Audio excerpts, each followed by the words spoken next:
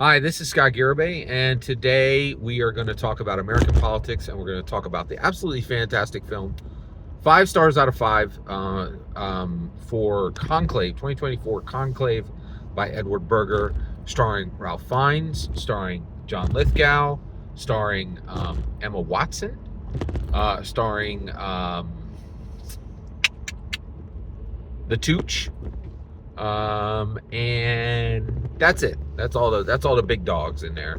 There's some other extremely good performances, but nobody's been in a Marvel movie, so not in like or an Apes movie. Nobody who's been in a franchise, right? Like I guess that's the best way to say it. So nobody else I really knew the name of, but there's some other good actors in there as well. And what I want to talk about, so first of all, we're going to talk about this under the American politics banner. And the reason why is I walked out of the 2024 Conclave movie with a desire to have a unified church. Okay. And the reason why is evangelical Christians and Catholics hate each other, but we all say we love Jesus. So if we love Jesus, but we hate each other, isn't that a problem? Yeah, it is. Right. So we got to fix it. So this is my plan. So first of all, the evangelical Christian community is the most powerful political force in America right now. Okay, we already put President Donald Trump in once. We're about to do it twice. Okay, I can tell you right now, uh, Kamala Harris is about to get virtually destroyed. Um, Donald Trump is going to wreck her. Like, it's going to be an absolute onslaught. Right, she's about to get totally torqued. Right, Kamala Harris is done. She's got no chance. Okay, all right. So one, evangelical Christians are already outrageously powerful. We don't need American Catholics, right? But we can't continue to hate them because it's ungodly. It's not. I am bound by the love of Jesus Christ to love all people. That includes Catholics. All right. So what I'm going to do today is I'm going to talk about the path to a unified church. If we truly love Jesus, Catholics should be able to love evangelicals. Evangelicals should be able to love Catholics. And we should be able to be one church, right? So how do we get there? How do we actually become one church? What would a unified church look like? Where both American evangelical Christians worshiped under the same roof, right? Probably 1,000 churches would do it all over the United States. That'd be 20 per state. That'd be fine, right? We could get it done. So we'd have a unified church, and evangelicals who were joining with Catholics, American evangelicals who were joining with American Catholics, could solidify this, get it done, and then the rest of the world can copy us just like they copy everything else, right? You copy our genes, you copy our music, you copy our shows, you copy our movies, you can copy our religion too, right? We'll do it first. The rest of the world can use your copy energy to do what America does. And by the way, you guys need to start getting good. Why does every cool thing have to come out of America? Right? Japan made Gundams. Can some other nation do something? Right. All right. Yeah. All right. Let's keep going. All right. Here we go. So the path is evangelicals need to change 10% of what we believe, and none of what we change can be marrow issues. The Catholic Church has to change 90% of what they believe, and everything they change has to be a marrow issue, deep to the bone. Right? Okay. So what are the evangelicals going to give up? All right, here we go. One, evangelical churches are garbage, right? The physical church. They look like a box. They look terrible. They don't have any dope arches. They don't have any stained glass. They look horrible, okay? We'll take the Catholic model for our churches. We'll start building super dope cathedrals. We'll have super dope stained glass. And we'll get rid of our stupid, ugly boxes. Like, our churches are garbage. The architecture are garbage. The imagery is garbage. The color schemes are garbage. The Catholics beat us on this, okay? What more can we get changed? The vestments, right? Here's one. You come into my evangelical church. You come into my evangelical church on Sunday, you ain't going to be able to tell who the pastor is, right? And the reason why is he's bog standard dude. He looks like the next dude. You can't tell who he is. Catholics got a good idea on that, right? Let's put a super cool red, white, and blue triangle on him made out of silk, right? We ain't picking up your funny hats. right? But we'll take your vestments, right? Guy dresses like a regular dude, but he's got this super dope like V, like a silk like vestment that goes over it, over his regular clothes, right? You walk in, you go, oh, hey, there's the guy wearing the, red, white, and blue V on his shirt in silk, 3 feet wide, right? Like, it's clear who the pastor is. Okay, we'll take that, right? Okay, we're taking the vestments, we're taking the buildings. Oh, and one more. We're going to give one more thing to the Catholics. They love liturgy, right? They literally want to keep everything in Latin. That's ridiculous, right? But we don't like to do this. Evangelicals hate rote prayer, absolutely despise rote prayer, okay?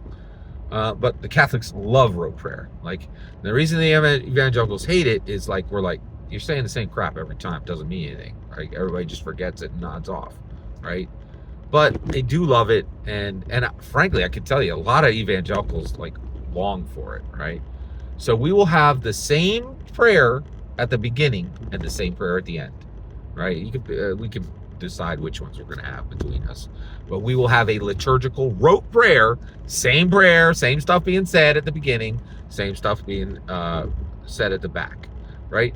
Now, a lot of Protestant churches already do this. They call it a doxology. I don't know what they call it at the beginning, right? But it's rote prayer, right? So we're gonna get vestments. We're gonna bring in Catholic vestments. We're gonna bring in Catholic architecture, and we're gonna bring in Catholic rote prayer at the beginning and the end of our services. None of those are marrow issues. None of them have anything to do with salvation, right? And even if they're sin, that's what Jesus died for. We'll be fine, right? Okay. Now, what do the Catholics got to change? Everything. All right, like not everything. 90%, and it's all marrow issues. Let's get into it. All right, here we go. All right. Pope sucks. He's gone. Out. Okay, no Pope. Right? Done. Okay? No. Right? And the reason why is a bunch of people worship the Pope. Right? Like, he's not sacred. He's not more any holier than anybody else. Right? Got to get him out.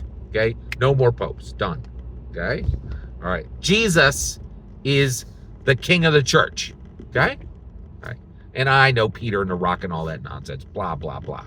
Pope's gone. Done. Right? That's no. Right? And okay, next. Mary is not holy. She's just a human being. Right? So no more worshiping Mary. Done. Out. Okay? Like, all right. Get rid of that.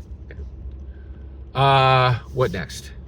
Oh, confession, gone, right? We're supposed to be confessing to each other. You don't need priests, gone, nuns, gone. Don't need them, okay? They're no more saints than any other Christian, all right? Okay, and then finally, Scripture alone, Christ alone. Salvation is based on the work of Christ. He did it on the cross. Nobody has to go to church to be saved. Nobody has to confess to be saved.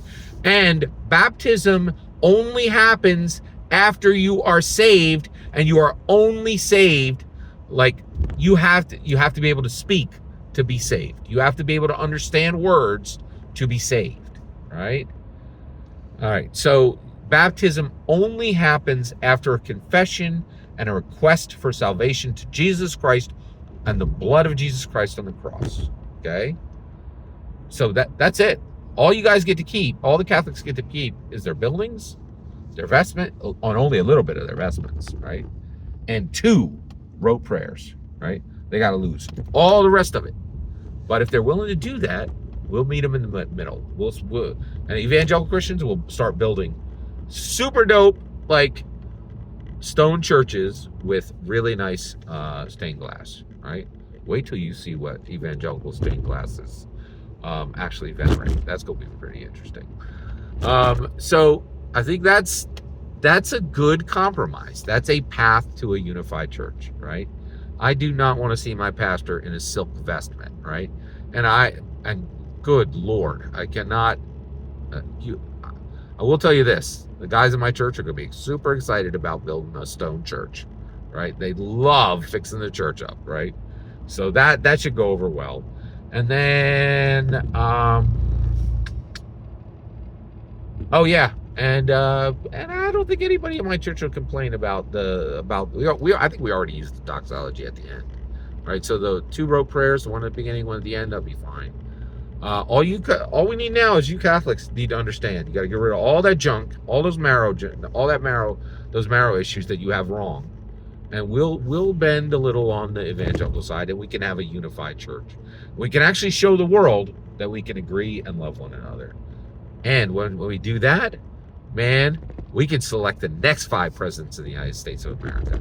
Evangelicals have been able to do 2, but it was inconsistent. And we let that Biden sucker slide in, man. If we're really going to have a theocracy, we need a unified church, in my humble opinion. Every single word you just heard is my humble opinion.